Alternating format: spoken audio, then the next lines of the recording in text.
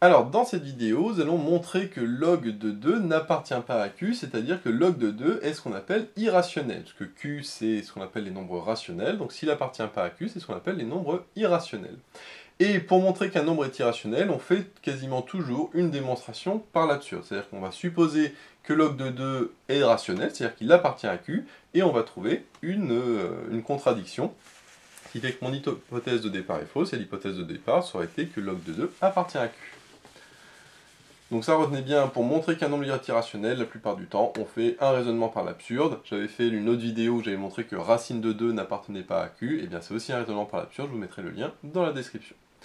Donc, puisque c'est un raisonnement par l'absurde, il faut toujours supposer le contraire que l'on veut montrer, c'est-à-dire, on va supposer que log de 2 appartient à Q. Donc ça, c'est ma supposition de départ. Qu'est-ce que ça veut dire que log de 2 appartient à Q? Ça veut dire qu'il existe un P appartenant à Z et un Q appartenant à n étoiles, tel que log de 2 soit égal à P sur Q. Ça, c'est la définition du fait qu'un élément est rationnel, qu'il appartient à Q. Ça veut dire qu'il s'écrit sous la forme d'un quotient de deux entiers P et Q, avec P qui appartient à Z et Q qui appartient à n étoiles. Alors comme log de 2 c'est positif, j'aurais pu dire que P appartenait à n, puisque ici Z c'est les entiers relatifs, c'est-à-dire positif et négatif, mais puisque log de 2 est positif, j'aurais pu dire que P et Q sont positifs, mais ici ça n'a pas trop d'importance, on va voir que ça ne rentre pas en jeu. Et ici j'ai Q qui appartient à n étoile, étoile parce que Q est différent de 0, puisqu'il est au dénominateur. Maintenant il faut que je trouve une contradiction. Pour ça, on va enlever le log. Et pour enlever le log, je vais faire d'abord un petit rappel sur le côté. Je sais que quand x est égal à ln de y, pour me débarrasser du ln, je passe à l'exponentielle. Ça fait e de x égale e de ln de y. Et e de ln de y, c'est y, puisque exponentielle et ln sont des fonctions réciproques. Et bien si j'ai x qui est égal à log de y, c'est le même principe, sauf que la réciproque de log, c'est 10 puissance. Donc je fais 10 puissance, donc là ça me fait 10 puissance x égale 10 puissance log de y, et 10 puissance log de y, ça fait y, puisque 10 puissance et log sont des fonctions réciproques. Donc ça me fait y égale 10 puissance x, par exemple. Donc ça c'était juste un petit rappel pour se souvenir comment on fait pour enlever la fonction log. Attention, log c'est pas ln, ln c'est ce qu'on appelle le logarithme népérien, alors que log c'est le log en base 10. Donc là, je fais 10 puissance, donc ça me fait 10 puissance log de 2 égale 10 puissance P sur Q. Et 10 puissance log de 2, on vient de voir que ça faisait 2, puisque 10 puissance et log s'annulent. Maintenant que j'ai ça, je sais que le P sur Q, c'est pas terrible comme pour manipuler, donc ce que je vais faire, c'est me mettre à la puissance Q, alors je vais le faire directement ici. Donc ça fait 2 puissance Q est égal à 10 puissance P sur Q, le tout à la puissance Q. Sauf que 10 puissance P sur Q, puissance Q, c'est une puissance de puissance. Cette puissance de puissance, je sais que je multiplie les puissances, et P sur Q fois Q, ça fait P.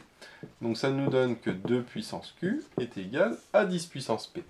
Alors là, j'ai toujours pas de contradiction, mais elle va apparaître assez rapidement, parce que le 10, je sais que c'est 2 fois 5. Donc là, c'est comme si j'avais 2 fois 5 le tout à la puissance P. Alors là, je vais faire directement, la distribution, c'est 2 puissance P fois 5 puissance P.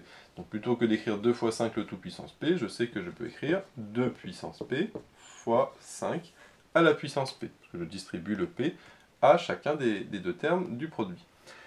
Et là, on voit apparaître quelque chose d'intéressant, puisque c'est ce qu'on appelle la décomposition en facteur premier. Ce qu'on appelle la décomposition en facteur premier, c'est qu'on a un entier n, et on sait, d'après la décomposition en facteur premier, qu'il peut s'écrire comme 2 puissance alpha, fois 3 puissance bêta, fois 5 puissance gamma, fois 7 puissance lambda, etc., etc. Et je sais que c'est 2, 3, 5, 7, parce que c'est les nombres premiers. Donc je sais que c'est 2 puissance quelque chose, 3 puissance quelque chose, etc., etc. Avec alpha, bêta, gamma, lambda qui sont des entiers naturels, éventuellement qui sont nuls si jamais il n'y a pas de 2, ou il n'y a pas de 3 ou de 5 dans la décomposition en facteur premier. Par exemple, si je prends 15, 15 je peux l'écrire comme 3 puissance 1 fois 5 puissance 1, parce que c'est 3 fois 5, et tout le reste c'est puissance 0. Puisque si je fais x2 puissance 0, ça fait x1, 7 puissance 0, ça fait x1, etc., etc. Et bien là, c'est exactement ce que j'ai, sauf que là, j'ai pas de 5, mais le 5, je peux très bien l'écrire 5 puissance 0, puisque 5 puissance 0, ça fait 1. Donc ça, pas de souci, j'ai le droit d'écrire fois 5 puissance 0. Et là, on va utiliser une propriété importante qui est ce qu'on appelle l'unicité de la décomposition en facteur premier. Parce que là, la manière d'écrire n sous cette forme-là, on sait qu'elle est unique. Donc, je ne peux pas trouver de alpha, de bêta, de lambda, etc. qui est différent pour la même valeur de n.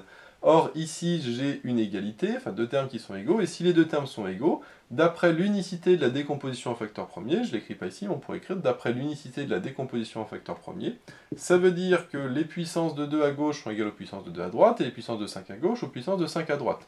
Donc les puissances de 2 à gauche c'est Q, à droite c'est P, et les puissances des 5, à droite c'est 0, à droite c'est P. Donc là ça me fait un petit système. Donc ici c'est plutôt simple, parce que P égale 0, si je remplace P par 0 ici, ça fait Q égale 0. Donc ça fait finalement que Q est égal à 0. Et c'est là ma contradiction, puisque Q appartient à une étoile, c'est-à-dire que, par hypothèse, Q est différent de 0. Mais si Q est différent de 0, ben là j'ai une contradiction avec le fait que Q égale 0. Donc là je peux écrire contradiction, car Q est différent de 0. De toute façon, c'est pas possible que Q soit égal à 0, puisque on avait dit que log de 2 c'est P sur Q, et avec le P qui vaut 0 et Q qui vaut 0, ça ferait log de 2 égale 0 sur 0. Or, 0 sur 0 déjà ce n'est pas défini, donc de toute façon log de 2 ne peut pas être égal à P sur Q. Et donc, puisque j'ai une contradiction, c'est-à-dire que l'hypothèse de départ était fausse, l'hypothèse de départ c'était log de 2 appartient à Q, et donc ça veut dire que c'est le contraire qui est vrai, et le contraire c'est que log de 2 n'appartient pas à Q. Et donc j'ai bien démontré que log de 2 était un irrationnel. Alors ça c'est plus simple que la démonstration avec racine de 2 qui n'appartient pas à Q, je vous invite à regarder la démonstration dans la description. Cette autre démonstration est beaucoup plus demandée que celle-là. Là, c'est juste un petit exemple pour voir c'est quoi le raisonnement par l'absurde et puis comment on peut démontrer facilement ce fait, que log de 2 n'appartient pas à Q. Mais je vous invite vraiment à regarder l'autre avec le racine de 2 qui est beaucoup plus intéressante parce qu'on va beaucoup plus souvent tomber dessus. Donc voilà, j'espère que tu as aimé cette vidéo. Si c'est le cas, n'hésite pas à liker, à t'abonner et à laisser un commentaire, ça fait toujours plaisir. J'ai mis le lien dans la description vers l'énoncé de cet exercice, ainsi que vers d'autres exercices similaires. J'ai également mis le lien vers la page Tipeee où tu peux soutenir Méthode Math, et moi je te dis à bientôt pour de nouvelles vidéos.